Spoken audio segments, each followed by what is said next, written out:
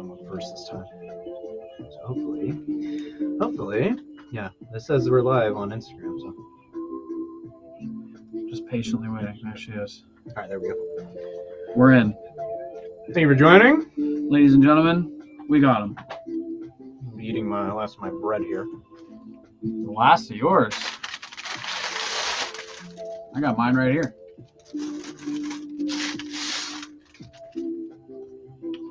So for some reason, my brain went, "Oh, you're going to Starbucks." I don't know why my brain went there, because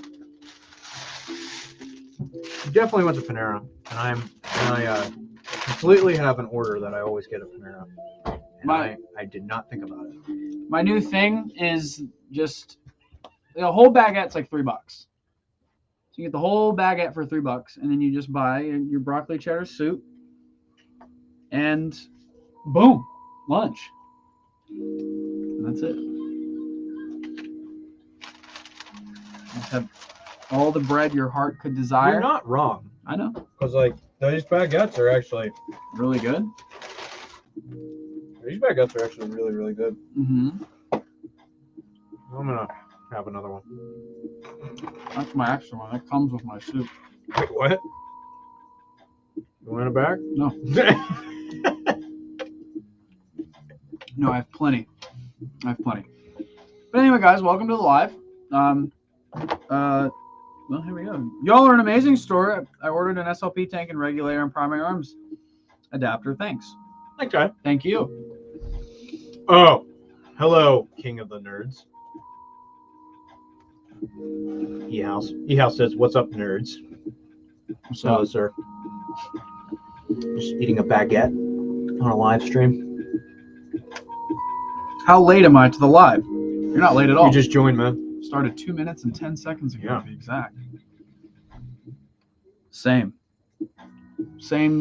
to you. We are nerds. No, someone said same. I assume it was just something about the nerd column. Yeah. Well, hello there, General Kenobi. The negotiate. I cannot do good. I like the fine addition to my collection. That's one of the most applicable quotes for a lot of things. Especially this hobby. Yeah, when you buy something, it's just like, fine addition to your collection. hello from Vermont. Hello. What's up? Is it cold up there? Yeah, you just snowed in. Do you guys just have giant snow plows that they use for ski slopes, and that's how they get everybody out in Vermont? Maybe. What do we got down there? Here's a good one. Would I be better to try to build an LMG or a DMR under the assumption that it's going to be HPA? I think they're both a great platform, but I think your play style will be the better determining factor.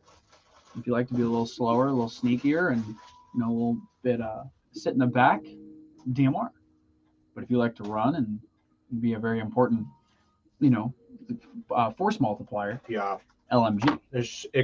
Those are extremely different play styles, but also supportive play styles. But I would say in Airsoft, if you're going one way or the other, I would highly encourage you to go the route of an LMG over a DMR. I just feel like you'll have a lot more applications to use the LMG than you would a DMR, unless you're going to like very dedicated. If you're doing like a very dedicated kit, and a very dedicated, like you want to go as a sniper role, DMR. or yeah, as a DMR role.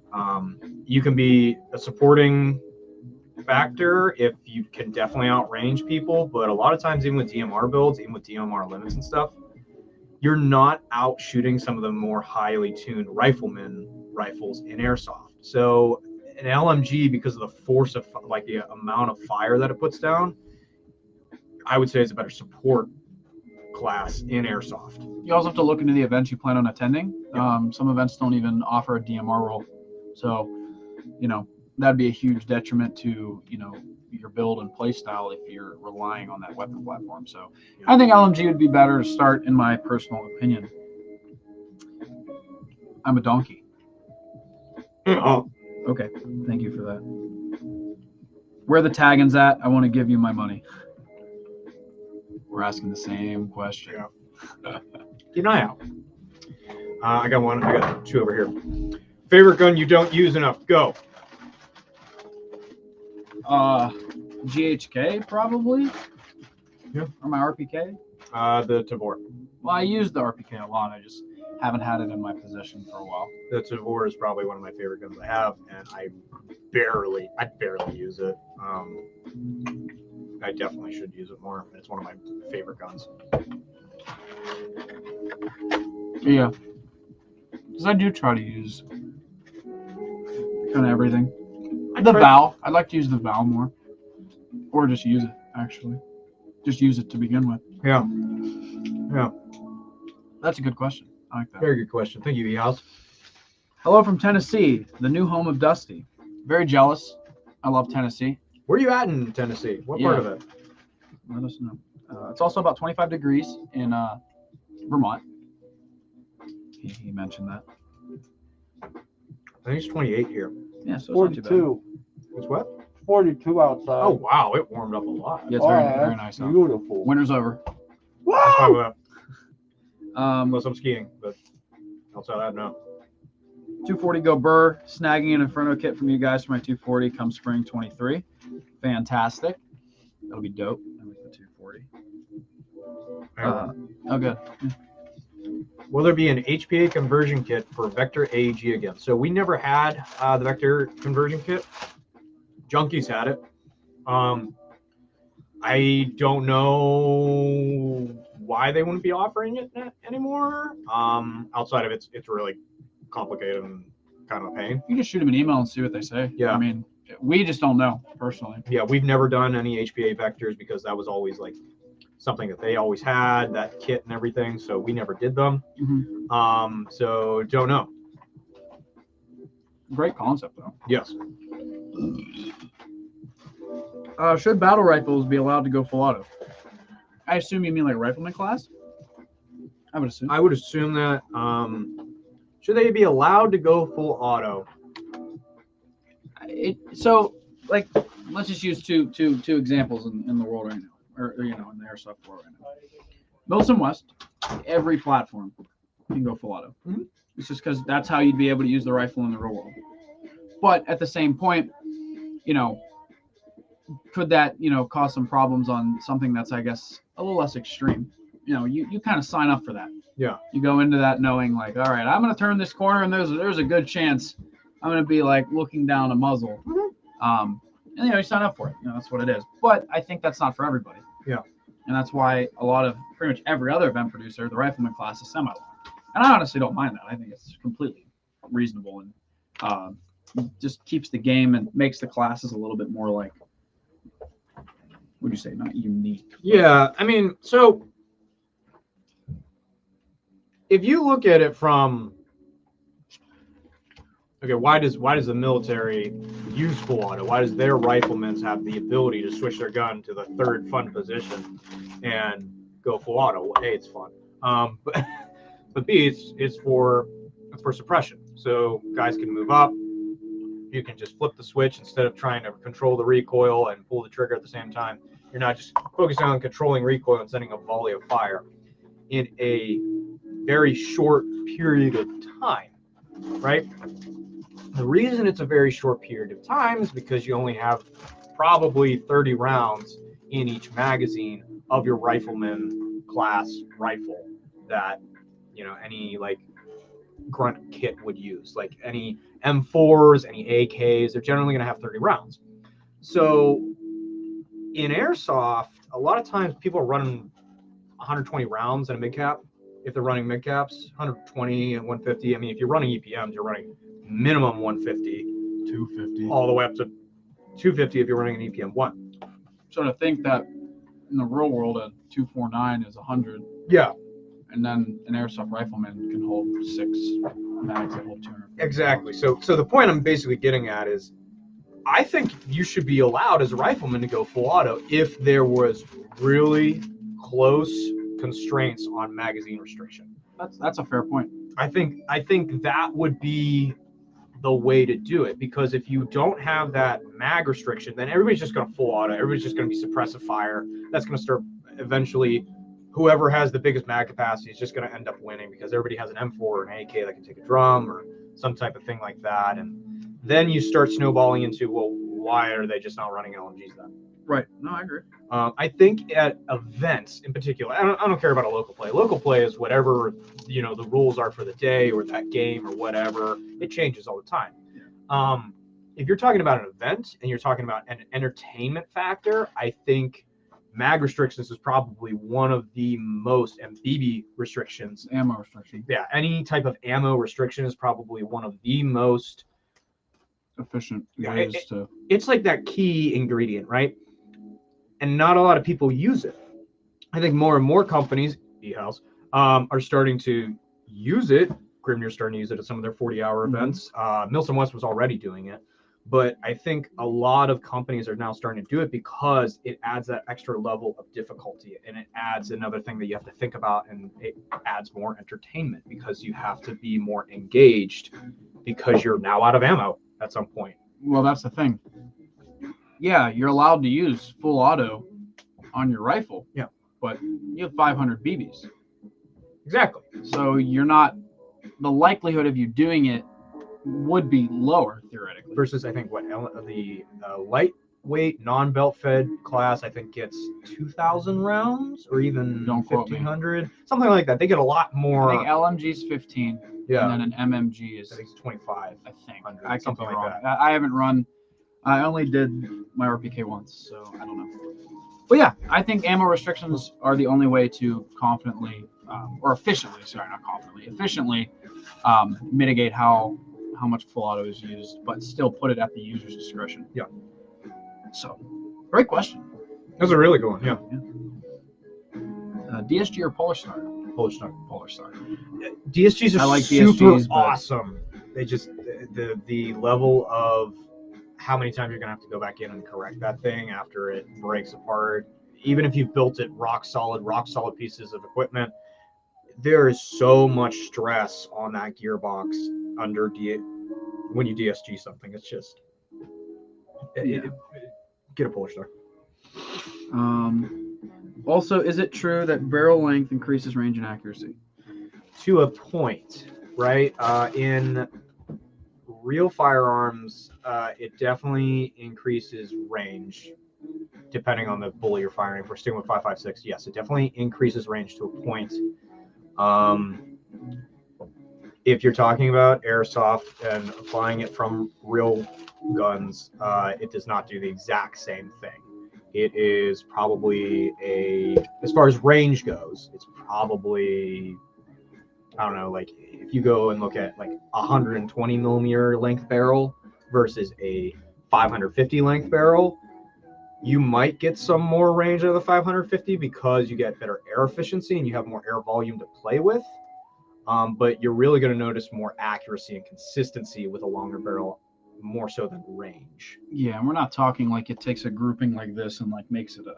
Yeah. You're seeing minute differences. All like, from my experience, like even with stubby HPA guns, with proper tuning and good bucking, hop, and barrel, a sub 200, or a sub 300 millimeter barrel will still shoot like dumb groups. The main factor is really not barrel length. It's barrel tightness and polish if you're talking just the barrel. The other big factor in airsoft is bucking, nub, and BB weight. And then the final factor for that is air volume ratio. Yeah. That's the big one, and that's also why HPA has such a big advantage over AEG, is the ease of tunability when it comes to air volume ratio. Mm-hmm. You can literally just adjust that, how much air is going down your barrel with the FCU on any of the electronic systems. If you are trying to get your air volume ratios correct in an AEG, you have to open up the whole gearbox, switch the cylinder out. Mm-hmm. That's a big deal. You have to know what barrel and setup you're running before you build the gearbox. Yeah. But you can fix that later with HPA, because it doesn't matter. HPA is super end user friendly. Oh yeah, tunability is insane. Yeah. So I hope that answered your question. I got two more over Yeah, here. go for it. Any good sales for the end of the year? So we New Year's sale. we'll be having our New Year's sale probably next week after New Year's Day. No, starts Does it start this Friday? So this Friday. There'll be a post going out Thursday. So tomorrow. You guys are in the live, so you guys get Yeah. leaks. So just keep an eye on the Instagram. I have all the stuff pre-scheduled. I just don't remember the data No, you're good. off my head. But yeah, there is going to be a New Year's sale this weekend. Shipping, John is extremely excited about it. Super happy. He's Super gotten kind happy. of bored in Yeah. shipping. They've just, They really just have it so under control that there's just give them hell, guys. Yeah. We have a new guy in shipping too, so you really, place a bunch of separate small orders. don't do not do that. You just won't get free shipping. So if you really want to pay for shipping, go ahead. do it. Don't Do it. listen to me. Please do Do it. not do it. I think Kate and John are gonna bust through the wall and kill me. John's gonna have an aneurysm. Anyway. But yeah. Hey, I have an AMG and I have been saving up money to buy an HPA gun. Should I switch or upgrade what I have now? So I assume AMG is or an EMG. Could have been a typo. I think you meant AEG. Oh, AEG, AMG. I just read I thought it you meant as- a Mercedes. Me too. I mean, That's immediately I was my like, oh, brain. an AMG. Damn. Yeah. All right. But yeah, if you have an AEG, I've been saving up. So if you like the body of your gun and it's a metal body and it's something you want to hold on to for a while, or you just you really you like it, yeah, absolutely upgrade it. But if you want to have like a backup AEG, or you like it but you don't love it kind of deal, buy something that you're gonna really like, because when you pour money into something, don't compromise on the foundation of that build, because then you're going to end up spending more money changing it to what you really want in the future. Yeah. So if you love it, upgrade it. If you kind of like it, or you're indifferent, then I would maybe find something you love. Yeah. Personally. I always say if you can afford it, having a backup AEG to an HPA system is always good, because you don't always have access to a air fill station or something like that, or if something were to go weird with your tank liner reg or even the unit itself, you have that backup AEG. A backup gun no matter what, but I always have an AEG as a backup to my HPA guns in the case that I cannot fill my tanks somewhere. Sorry. Tasty. Baguette. Big. Anyway, someone said, hire me, please. Send in your resume to sales@amped-airsoft.com. If you're in the Pittsburgh area. If you're in the Pittsburgh area, yeah, please. So I just saw that one at the very end. I wanted to just tackle it real quick. Cool. Sales at Amped. Send her home. If I wanted to put a lot of money into a gun, like no money limit, should I go the DSG route or Polar Star HPA route, which is better and which is more reliable? Kind of how we answered a little bit before. Yeah.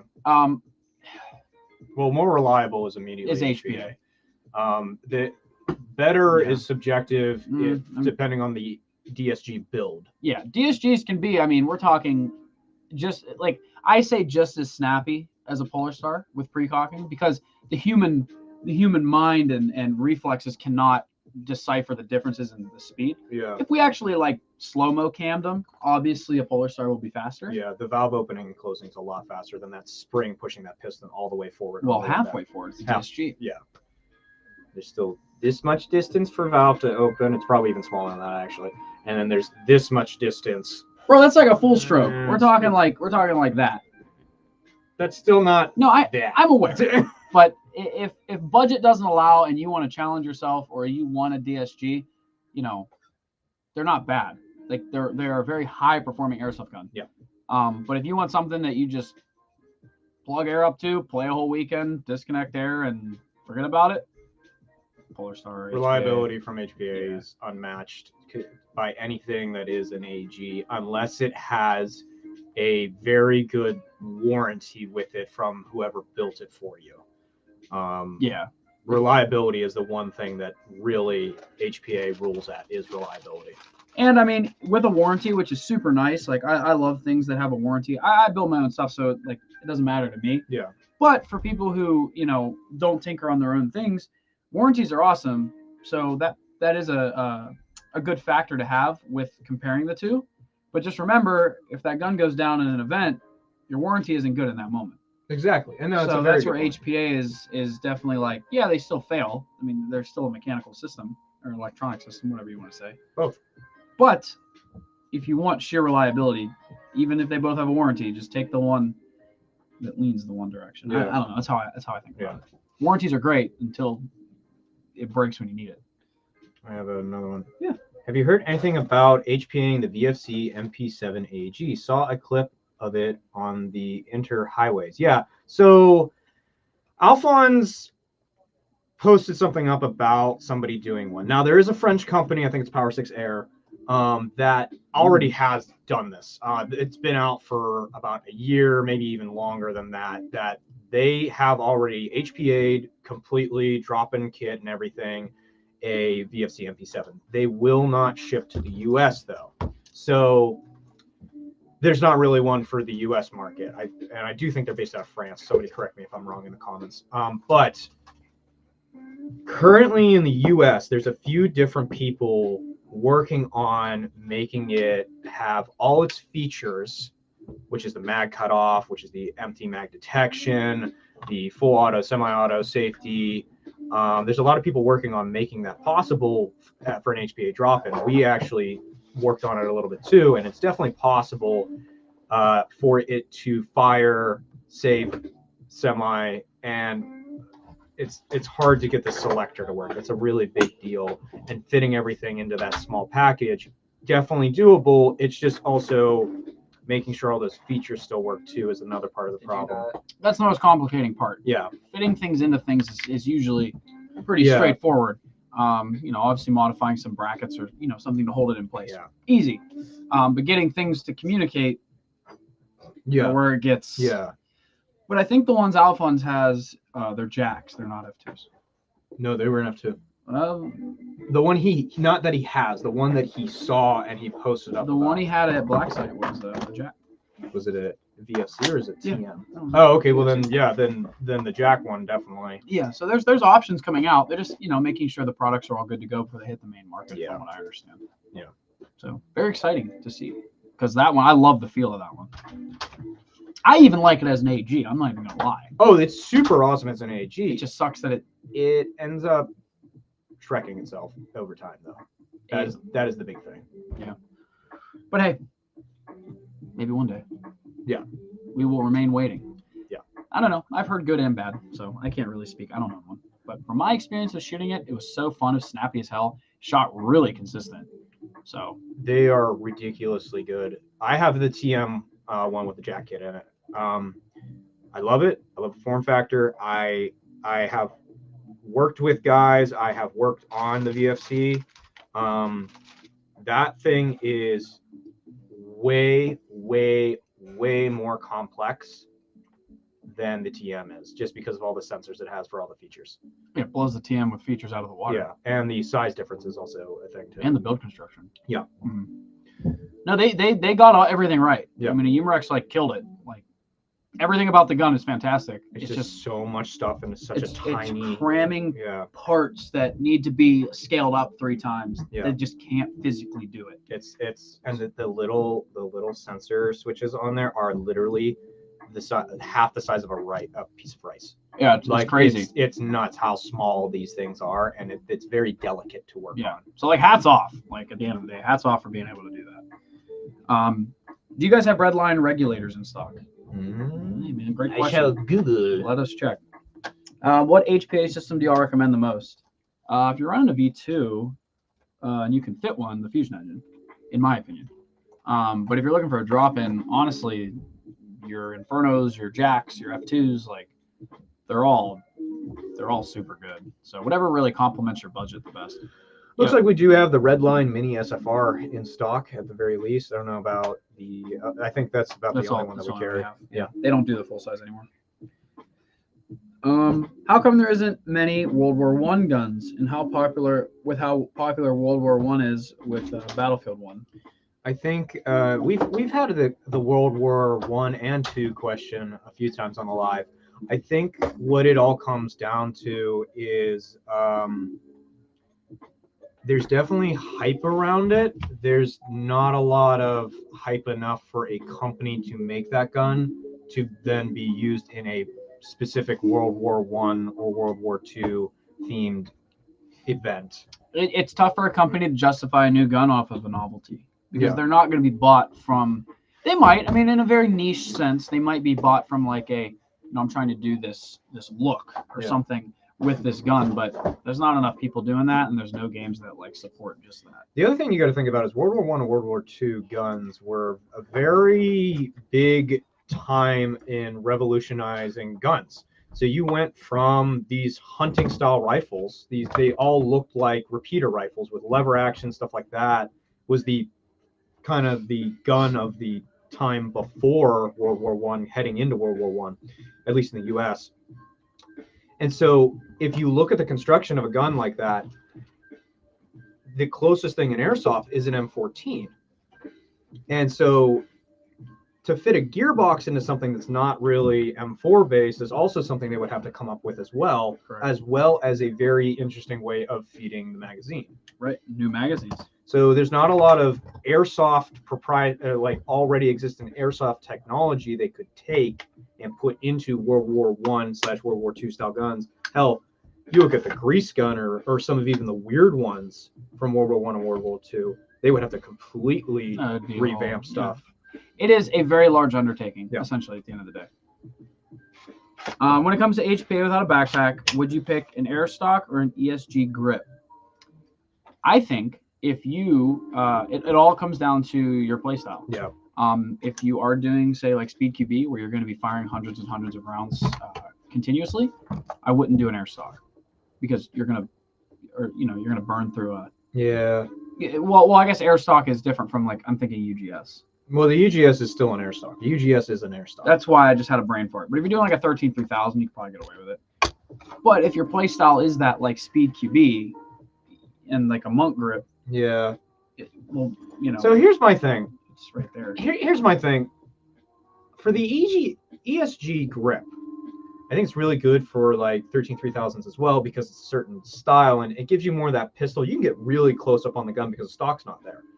Right. I like it for that aspect. I don't really like the idea of putting like a 90 or 62 I cubic think people run tank. 68s. But like even that big, for me, if I'm trying to be fast and sleek, I'd rather run a line with a backpack really tight to my body.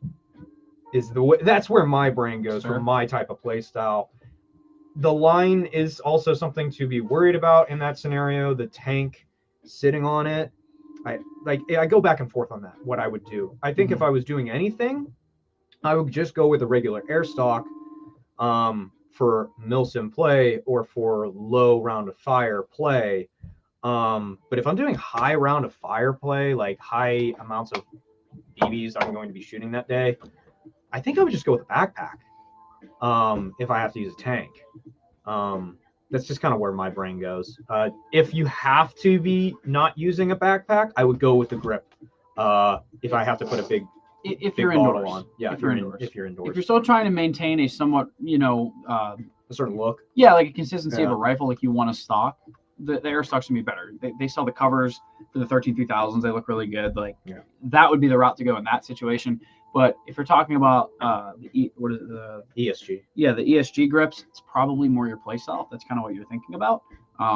It'll be better for you. It's a really good question because it's like I think at that point you have regulator in your grip here, or you have the regulator on the stock, and then you have the tank, and then you have the tank underneath. I think it really all comes down to ergonomics for you. Like, do you like that pistol grip feel and the tank coming down below you? I think that plays a lot into it. Do you like the ergonomics of that? Because there is some weird weight now out, like sticking out of your body a little bit, or you could tuck it in, like you could grab the tank. Well, you never. It's always either the tank sits up here or on your forearm. That's true. So you would basically have a stock. You're not hip firing on one of the Speed QB guns. But you're up here. But I mean, like, I guess for me, it comes down to looks and ergonomics and style of gameplay. I guess would be how I would differentiate between putting it on the stock or putting it in the grip. I do think it's easier to adjust the ESG on the pistol grip than it is the Wraith X, the Polar UGS, or CGS, because they are all Allen key style, whereas I think the ESGs you can actually access without using an Allen key. Some of the models. I know it also uses an Allen I know key. very little about them. Y'all are up the street from me. I should totally apply. You should. Definitely. Yeah, send your resume to sales@ampedairsoft.com. Definitely. Please. I got a few over here. Yeah, go for it. I got a lot over here. So I'm gonna scroll back up. I did the MP7. Why is it so hard to find stuff that is compatible? This is something that Scroll down. He said something else. can you? Oh, he has a few different ones. Okay. Just making sure they didn't like no, continue and then no, I was that's like, a what's good goal. compatible? Okay, so first question I'll answer is why is stuff so hard for why are things not compatible, right? Because of engineering needs. That's a big one. That's a really, really big one. So if you're trying to put a Jack or an Inferno into an M4 versus an AK, they're different gearboxes. So I'm going to go on a rant now because he's not here. They're different gearboxes. They're engineered differently. So compatibility-wise, you can throw an HPA unit into either of those guns, but the nozzle length's different or the trigger board is different. So that's one reason things compatibility is a little bit weird, is engineering needs. The other thing with compatibility is manufacturing needs from one brand to another. So if you have a let's just say a SEMA M4 and a G&G M4. Those buffer tubes, we just kind of had to deal with this. Those buffer tubes are actually very different because of how they designed their buffer tubes and their lower receivers. Even though they're both M4s, their buffer tube design ends up being a little bit weird, and one's loose on one and one's loose on the other. And so the reason for compatibility ends up becoming a manufacturing need, where one manufacturer makes it a certain way with a certain mold that they've paid for and going to use for mass manufacturing, and another brand who uses a different manufacturer paid for a different mold that's slightly different. And those slight differences is where you get compatibility issues. And a lot of times you have a lot of different brands having different manufacturers, different molds, different tolerances, different quality control. That's where you get compatibility issues. You deal with this in pretty much any industry that deals with aftermarket upgrades or things like that. You look at the car industry, compatibility is crazy. Like trying to put a V8 into a a Chevy V8 into like a BMW. Both bigger engine bays, but they're very different drivetrains. Yeah, You walked in. Designed for each other. Yeah, exactly. That's exactly it. They're not designed. They're designed around the thing they're put in. Well, that's why I was saying like brand wise, right? You have SEMA M4 low receiver. It's an M4 low receiver. You have a G&G M4 low receiver. Yeah. But sometimes those gearboxes don't work out. Sometimes those buffer tubes don't work out. Sometimes the grips don't. No, because they're designed around they're designed around their build. They're not designed to give a crap about anybody else. So that's compatibility a lot in Airsoft too, because a lot of times too, you sometimes don't have as high of quality control or tolerances in Airsoft because there's not as much money into Airsoft as there are other industries. Yeah. Not to say certain guns are cheaply made or other ones are made very nicely. That you get that in every industry. But it's just something you have to deal with. We oftentimes list our builds on the website with the sole intention of getting rid of those compatibility headaches for the customer. That's why we do a lot of the installs. That's why we offer them, honestly, is because a lot of people don't want to deal with figuring out what is compatible, and we have dealt with it, and we offer that service to people so that they don't have to deal with it. Correct. But yeah, this has been a really, really good live thus far. We have like 25 more minutes. Do you want to do one for you and then one for me? Can I put an F2 and an EMG F1? Yes, you can. It's just a version 2 gearbox. The body is the F1 body. You definitely can't put an F2 in it though, as far as the M4 variants go. And then I got one over here. You can build a nasty single sector gear AG for a good price and get an amazing trigger response. Plus, it can be set to 1.5 joules and have a great range. I think this guy's talking about the AG versus absolutely HPA thing. Yeah, I totally. love AGs. That's all I do. Yeah. Yeah, that's exactly I have a good 50-50 mix now of AG versus HPA guns. I flop between a bunch of them.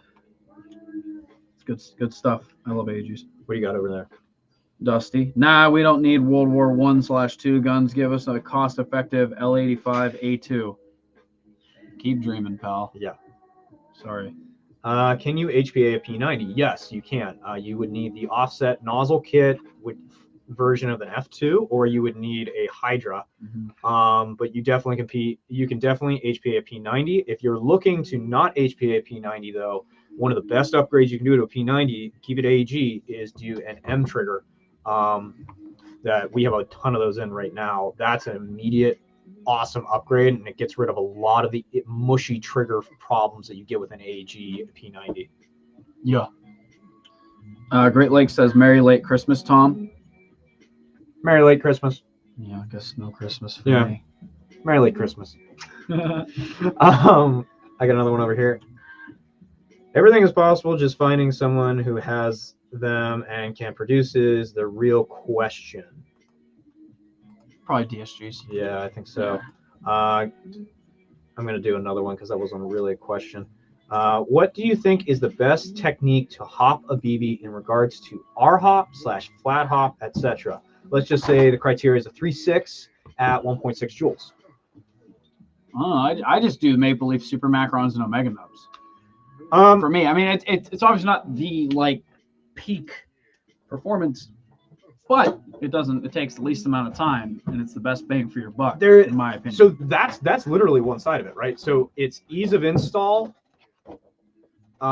is a big factor. So the Maple Leaf drop-in bucking and nub is super ease of install, and then you go the whole way up to like R hops, and then you go the whole way up to like remachining the hop-up window, and then custom fitting an R hop patch and all this crazy stuff. Like you can go nuts with it if you really want to, but what we're really talking about when it comes to performance of a bucking and hop-up design is contact patch. The restrictions of contact patch come from the barrel window. So if you have too small of a barrel window, you can only fit so much material through there. The other thing that you got to worry about is resistance placed upon the BB. So if you have a traditional style nub that just like bows down in, to get that 3.6 to go as far as a flat nub would go, you're going to have to press down really hard, and that BB is going to fly a lot slower too, because you have more direct resistance on that BB to create enough backspin. Whereas on a flat nub, you have a longer contact patch that's not as harsh on the BB, and it creates a flatter trajectory, faster FPS or higher FPS because you're not resisting as much, and you're just getting the exact same amount of backspin without really trying to stamp down on that BB. To give a final response to that, I would say the best thing you can do is maximize contact patch to a point that it's not causing resistance and mitigating like negative effects. So I would say R hop with an Omega window, like an Orga window, is the best thing you could do, because the Orga window is the biggest window out of any AEG style barrel, not VSR style or gas blowback. That's a whole different thing.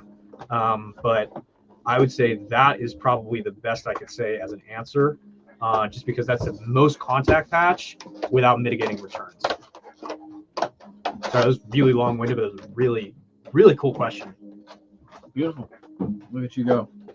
What hop-up would you recommend for an H&K 416 HPA? Any M4 hop-up that you really like, I would say probably the Max or the Prometheus. They both work really, really well.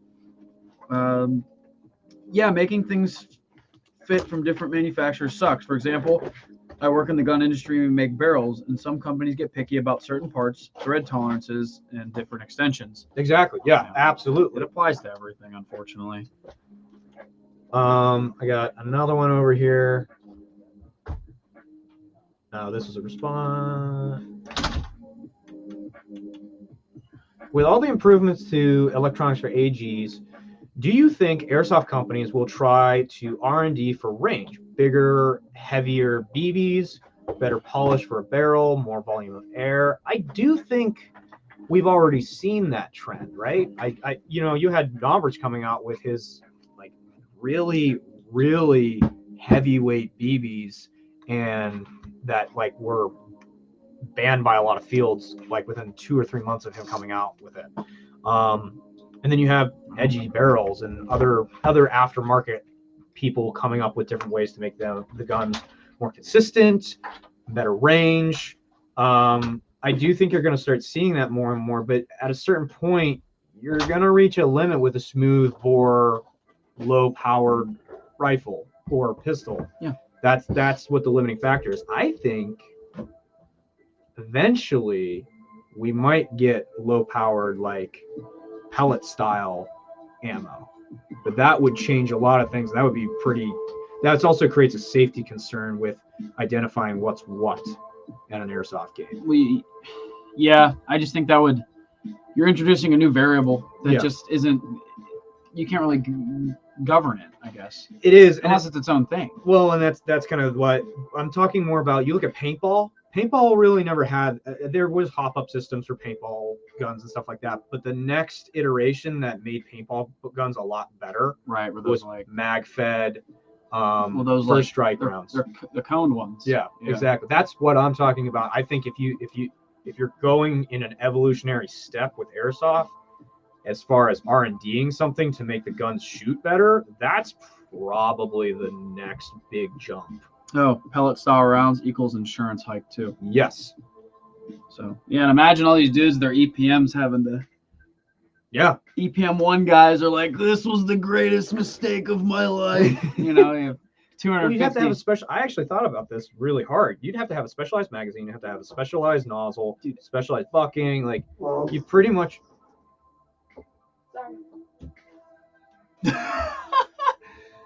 That was like an extremely loud trumpet over there. Anyways, but like you'd have to have a specialized mag, specialized. It'd be its own thing. It would be a completely uprooting of how an airsoft gun works. Correct. The best thing that would be able to adapt to it right now is actually a bolt action airsoft gun. It's the only way. Yeah. March Madness 2023 question mark. What, like basketball? No, the event from Battlefront event. from Oh! Great Lakes asked. Yeah, we'll probably go. Yeah. Why not? March Madness basketball? I don't know. Literally, anybody says March Madness to me, I think of March Madness basketball. It do be basketball. That's where my brain goes. I don't watch basketball, but a ton of my buddies bet on it. So I'm sorry to hear that. yeah. What, that I have friends? Mm-hmm. These guys are talking to each other in the comments. Thanks. You're very welcome. No problem. And now we're caught up on the YouTube side of things. What do we got over here? I have been building an HPA DMR, and I've been using a 6.1 millimeter barrel, but I have not been getting good range with it. Should I get a longer barrel? Larger bore barrel, sorry. So if it's a 6.1, Really? that is a very wide barrel. Yeah. If it's a 6.01, then it's a tight bore. Yeah. I assume it's a 6.01, I'm going to go with that too. but no, that shouldn't. I mean, So what did he say? Not been getting good range. what weight are you running? What rate? What's your hop up setup? What's your FPS setup? Like, what's your brand of barrel too?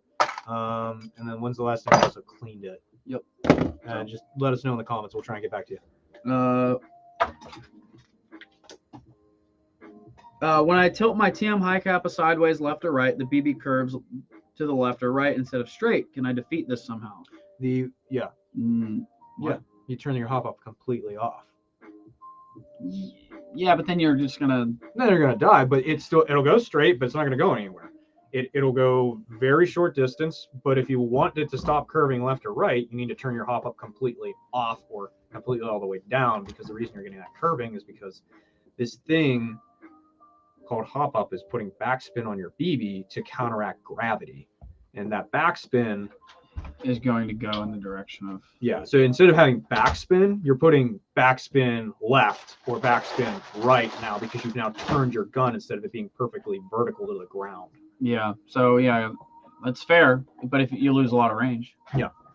So that's valid. Hey there, guys. I hope you had a good Christmas. Same to you. Thank you so much. Do you guys know when you will get more ESG Gen 2 Polar Star grips. I think. Oh, orderer! When's our next monk shipment coming? Okay. All right. Well, We don't know. in a minute. Hopefully soon. I would sign up for the restock notifications on the website. That way, as soon as we do get them, you'll be the first to know. We're caught up. All right. I got one more over here. What do you think is the best tracer unit under $100? The blaster, The blaster. I think. I think it's what? 86, 89. Yes, I mean, what? I don't know. I mean, it could have changed in the last. If the blaster's under $100, immediately the blaster's the best thing on the market. Well, no, Period. do you even own one? Oh yeah, I own 3. Why? Because I have one on my GBLS, so that it has that flash. I have one on my AK, and then I have another one because we did the AK ones. Yeah. So I'm I aware. have it. I have it on the 74U. Wait, really? We have AK tracer units? Yes, Who does we in fact do have AK tracer units. Dude, who did that? Me. No, you didn't Some do shit. guy. You didn't do nothing. No, that was some weird guy. It was entirely my idea. Don't take credit for the other guy. Yeah. I'm joking. I didn't actually come up with that. Was that Ryan that came up with it? Yeah. Ryan came up with putting a tracer on an AK. Smart man. Yes. And when we say a tracer, we mean the blaster, so that you had that blasting effect, and it looked really nice because we put it in this In the crank. in the crank. It's really great, good. yeah. It looks very nice. Absolutely. But yeah. No, I mean, it is. You can get cheaper tracers, but no tracer under 100 let's is going to have the features of. yeah. So when you talk about like what's the best, so what features am I getting with the tracer unit, right? Or at what kind of look am I getting? Look, I'm gonna put aside because look is very opinionated. That's your own personal preference. What are some features that a tracer gives you? Rechargeable battery. Some of them do take Check. replaceable batteries. Rechargeable battery. Does it light up green BBs? Check. Does it light up red BBs? No. No, it does not. Does it have any extra features? Yes, it has a blast forwarding LEDs to make it look like it's actually like firing a fireball out. What's the form factor? Can I put it in other things? It's a very modular that we have now found that you could put that thing in a lot of different bodies and use it in many different form factors. I always forget. I modified one to go into a Surefire can. On Yeah. the MP5. Yeah. I forget about that almost every day. I love that one. That's probably my favorite one we've done. I did. You did. Not you. You did. Me. You did. Give it to me. No. You can have it. Oh my god, I want it. I'll sell you my MP5. I'm not buying the MP5. Yeah, This is what it comes with the gun. Oh, cool. $80. It's 85. You got a deal. All right, cool. I will. Yeah, I will do that. All right, whatever. All right. That's some collecting dust. With your noise dampening kit, how much does it lower the noise quantitatively? I don't know decibel range because we never actually measured decibel wise. Because Valid question. it is a valid question, but what I would say is, the noise dampening kit that we sell from Laylax. Yeah. You pretty much have, if you don't have it in, you have just a regular suppressor that has no foam in it. Sounds like a regular airsoft gun. Sounds like a popping sound that's very, very audible. If you put it in there and you put it in the right way with all the right dampeners set up for your length of barrel and your length of suppressor, and the whole suppressor is filled, And the tape trick. and the tape trick in front of it, you hear the trigger and the engine firing more than you do the actual gun anymore. Yeah, very, very quiet. They're extremely quiet. That's It's a good kit. it's not quantitative, but like if a normal gun is an 8 on the loudness scale, it goes down to like a 1.5 Or a 2. I think or a a 2 is 2. more Yeah. realistic. But I mean, at the end of the day, if you're in the woods and someone's over 15 feet away from you, you have absolutely no idea where that's coming from. Yeah. I mean, like literally, it's just like a. It sounds like it sounds you know, quieter than a stick breaking on the ground. yeah, absolutely. It's really good to do if you have an HPA. Oh yeah. If you have AEG, the motor and the gearbox make way more noise than the actual BB and air coming out of the barrel. Unless it's shimmed perfectly, which is hard to And do. you have bearings. not Sure. bushings. Facts. And Sorbo padding all through your gearbox to absorb vibration sounds. Yeah, it's tough. It's tough. Let me do a payment plan for those dual tubes. What, these? You can do PayPal payment plan. Right on our PayPal website. credit. Fun fact: if you pay it off in 6 months, It is a big 0% APR Banner. for everyone looking to do bad financial decisions paying for if you want to do that too. or that. But if you have PayPal credit and anything over $100, you pay it off in 6 months, 0% APR. We're also looking into Klarna as well as another option because I know I've had a lot of people ask me if we Never used it.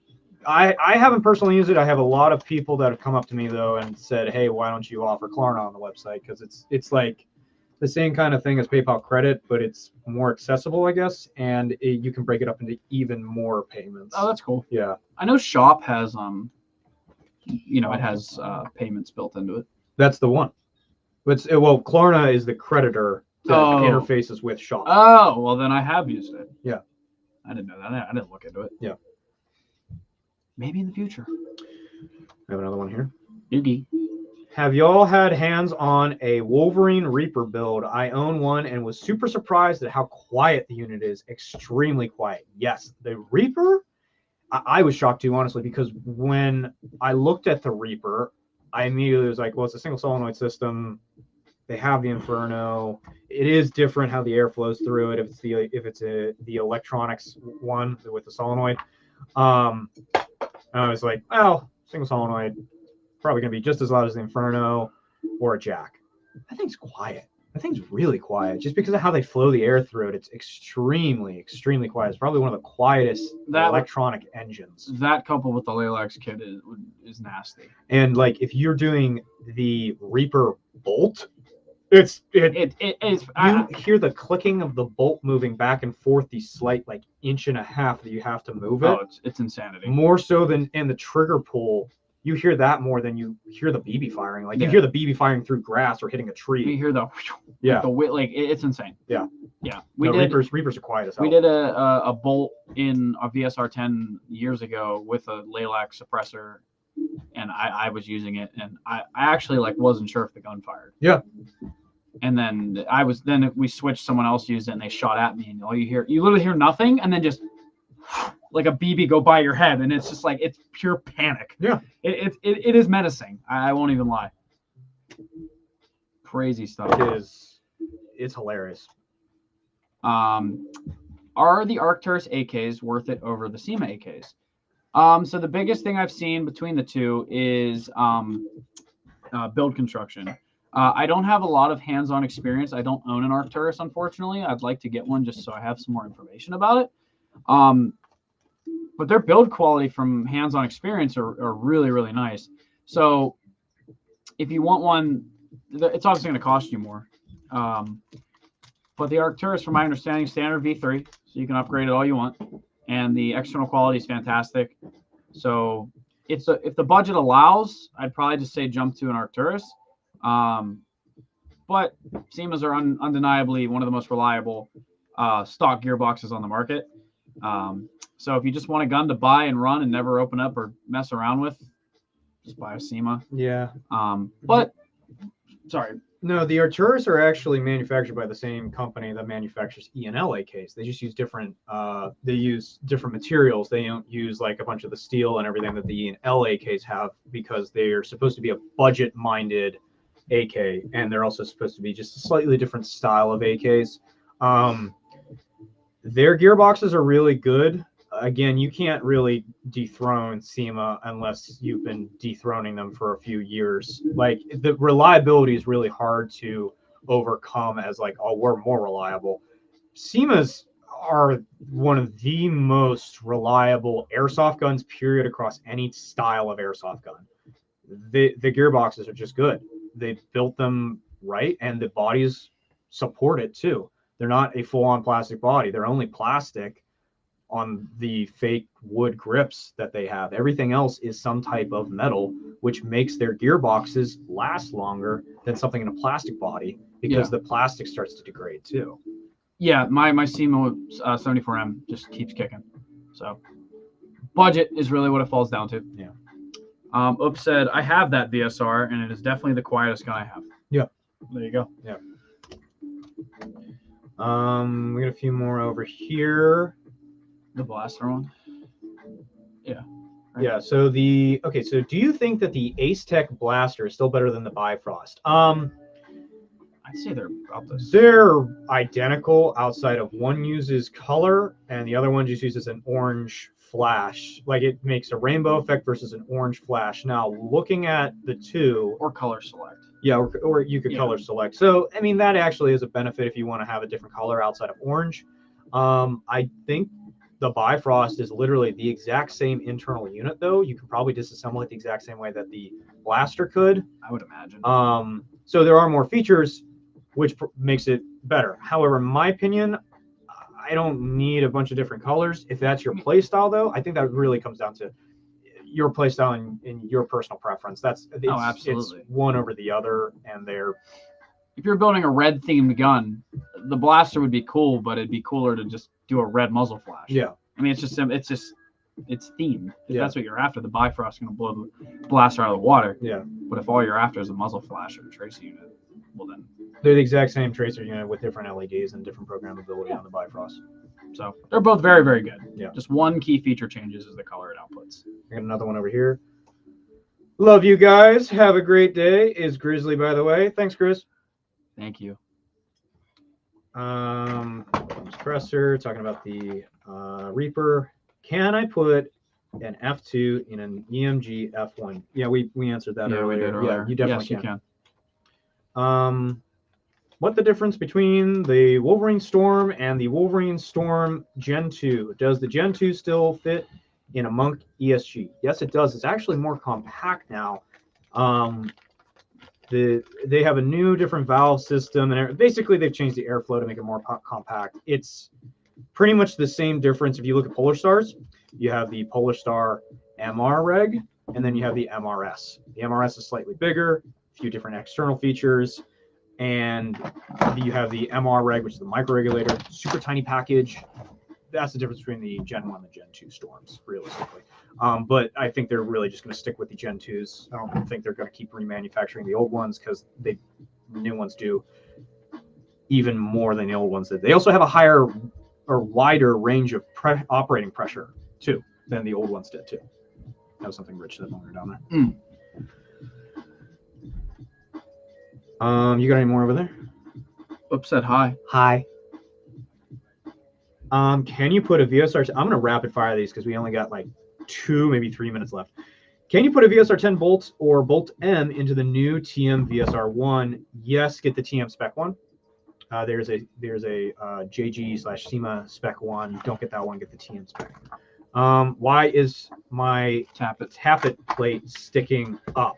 I'm assuming when you open your gearbox is what you're talking about. It's probably sticking. It doesn't move right. Yeah. If you did an aftermarket tappet plate, make sure you line it up with your previous tappet plate because some tappet plates have cuts in them that make them more narrow than aftermarket ones. Found that out on one of the EMG guns. The tappet plate has weird cuts to it. So make sure you line them up correctly. You might need to file it down a little bit. Yeah.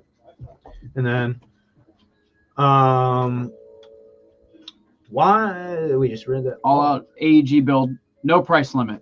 Retro Arms gearbox, Siege Tech gears, Gate Titan, edgy stainless steel barrel, max unit, Kratos piston. That'd be what I would add. But otherwise, that sounds pretty. What are those Enzo bearings? Yep. Or EZO or whatever. Yeah, I forget the names. But bearings, good bearings. Yeah, and then Sorbo pads. Sorbo pads for AOE. Yeah. The fitment on that. Will I need to do any fitment to put an F2 in an EMG F1? There's probably gonna be slight dremeling. Yeah, slight dremeling, and possibly I think the trigger board is, depending on the F1 that you got, you might need a specialized trigger board, which would be like the Aries style. Yeah, so if you're unsure about that, go ahead and send us an email with your model of gun, like, with the model of it, and then we can look into it a little bit further for you. tech@amped-airsoft.com. Last question: the Elite Force Metal MP5 SD, KWA QRF Mod 1 or G&G Honey Badger for an HPA build. Metal MP5 SD. What's your choice? I do an MP5. I think it's cool. Guys, that's it. We got 15 seconds left. I'm going to end it there. Thank you guys so much for tuning in. Oh, this Friday, Ben Franklin Range night shoot. Come out to it. It'll be fun. You can bring airsoft guns and real firearms. Check the most recent post on our Instagram. Guys, be there if you can't go to anything else. Guys, we'll talk to you later. Thanks so much.